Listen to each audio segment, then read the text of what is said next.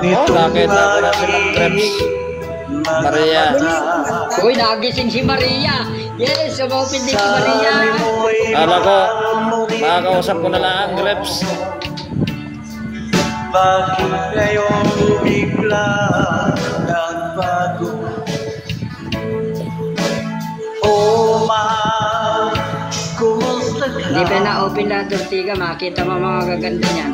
Ako pa ba, mahal mo? Okay lang po, okay lang. Plus nakakilala ko. Dalawa ngayon naglaho na parang mula. Oh, mahal, kumusta ka? Thank you.